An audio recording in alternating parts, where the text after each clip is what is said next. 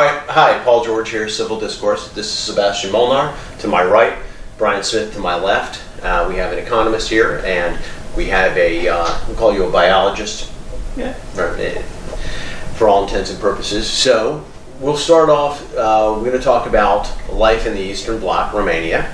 And Brian, you can chime in with your economic viewpoints, but maybe you give us a little background on what it was like living in Romania, growing up there, in what we would call a form of socialism. Okay, so I was born in 1975, November 5th. It's a great day. We need to know the day. It was a foggy, somber day, but I came to this earth, right? And I think like all the kids, up to like age 7, you don't realize what's going on around you.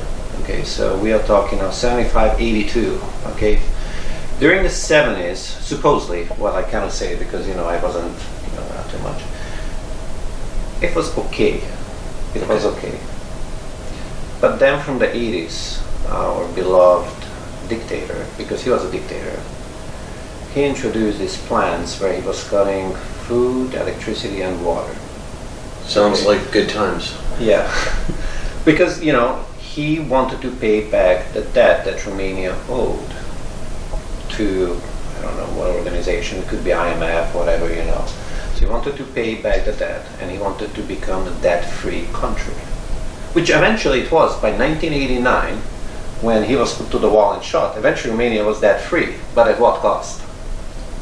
So I have a friend, and I was just talking with him this past weekend as he was revoking one of his trips to Bulgaria and crossing through Romania from Hungary. And he said it was amazing. We entered the store, it was nothing in the store.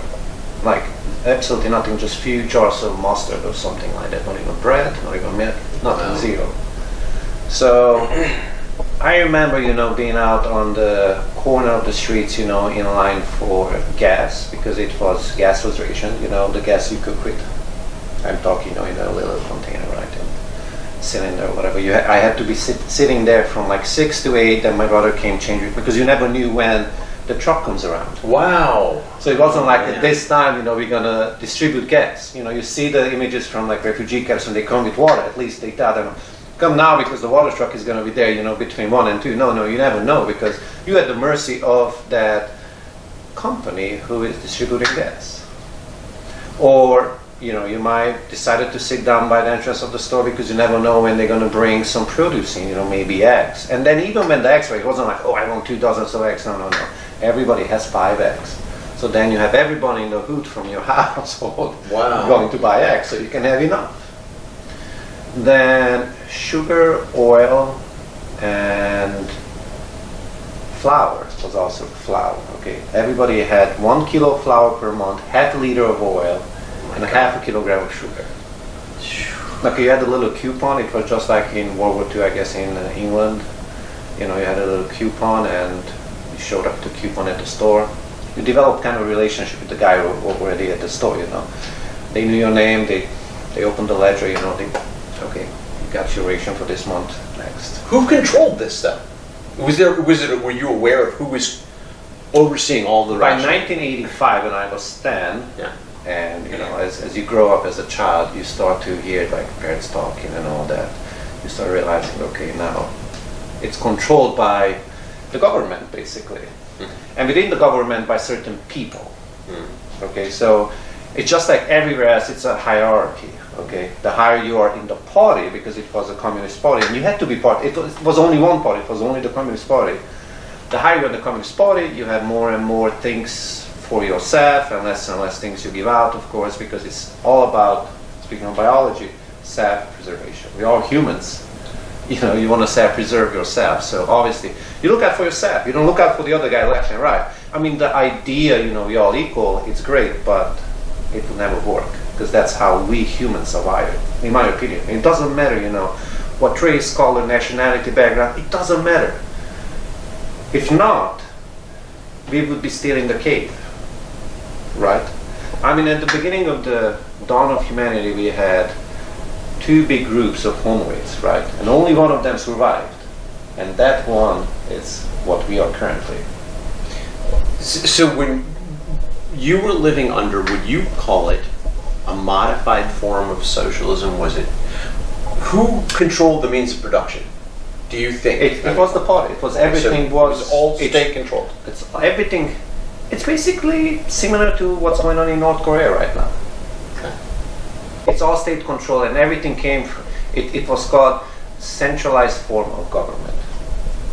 And you can tell me if I'm wrong or right. I mean, you have economics background, right? You lived through it, so you would obviously. Well, I lived through it. Like I lived through it as a person who. Well, not even a person. I would say I was part of it, but I wasn't the one who had, or we weren't the one, or nobody around us were the ones. We could decide our own fate. So you hear a lot about socialism now in the news, right? There's a lot of socialist candidates. They're modified socialists, right? You're an economist. How do you think that would work here? I mean, have you thought about it at all? I mean, so to be fair, there are aspects of socialism that we already have in our country right now.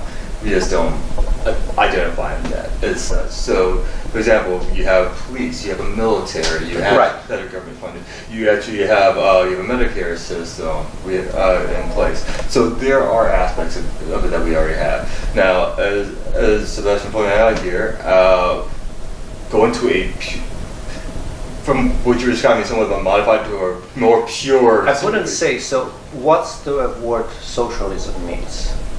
There's a lot of... That's the big question. What's the word it's a socialism? great So we have to give the definition to the audience. What socialism it's about? Right.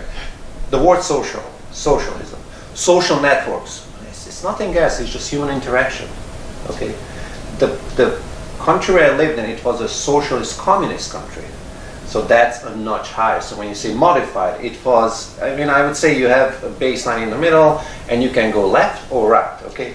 So something like you have in some Scandinavian countries where you have a democratic socialist. Exactly, and it works beautiful. But they actually, the guys can stay home and look after their kids and they're being paid.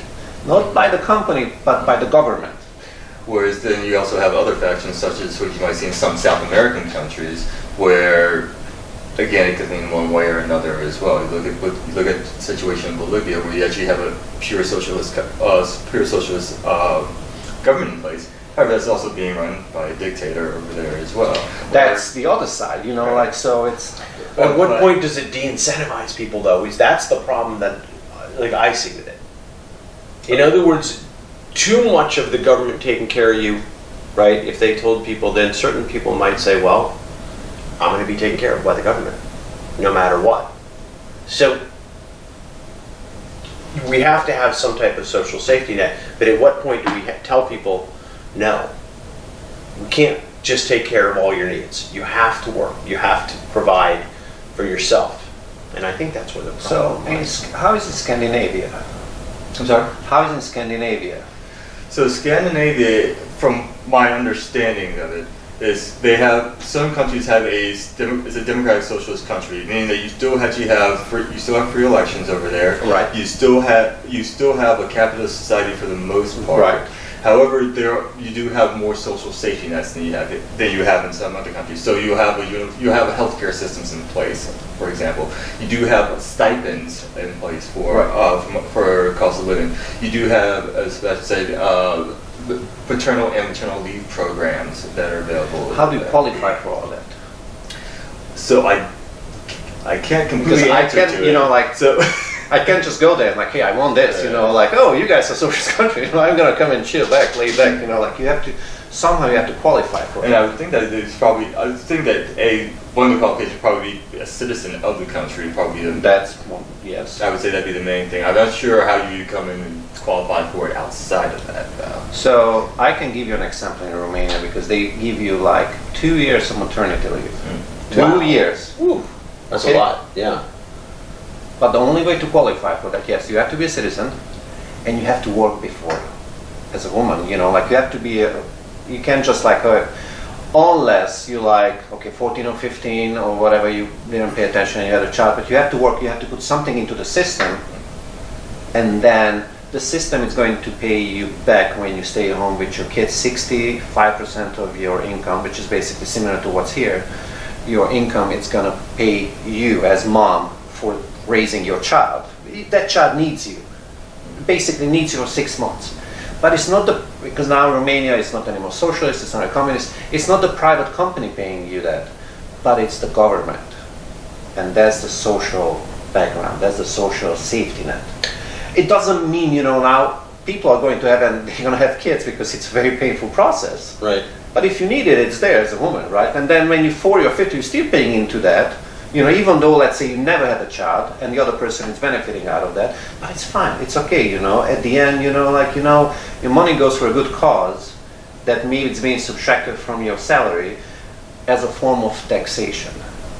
And it's not the private company who is being told, like, now you have to pay this person, even though that person doesn't produce anything for you, but you have to, because that's a loss for the private company. That's not fair either. I mean, why would if I'm a private contractor and I have people working for me, why would I pay someone sitting home with their kids? That's just nonsense. Well, it depends. I think for a lot of people is the trade-off of how high are my taxes going to be, right? And how much do I trust the government to how large the government's going to be? Because the government can be what I would call a voracious beast that can feed upon itself. In other words, there are some people that I talked to this young girl who told me, I think she was about 20, said her friend had 2 kids. And I said, well, who takes care of the kids? She said, oh, well, it's nothing to worry about. The government takes care of it. I said, okay, well, who do you think the government is? And she goes, the government. And I said, that's you. Those are your taxes. And she got really angry and said, what? My friend doesn't work and is paying, and someone's paying for a place for her to live and food and health care. And I said, yes, that's the whole idea. You are the government. So that's what I'm talking about. Sometimes when we have an incentive, and that's why it's very difficult when you have these programs in place, and certain times they'll say, well, they incentivize people to have more kids. Because if you're going to get a check for each kid you have, right? Or maybe you're going to take a kid from foster care, welfare, from the foster care system, and then you're going to get another check for that kid. So some people live off the government.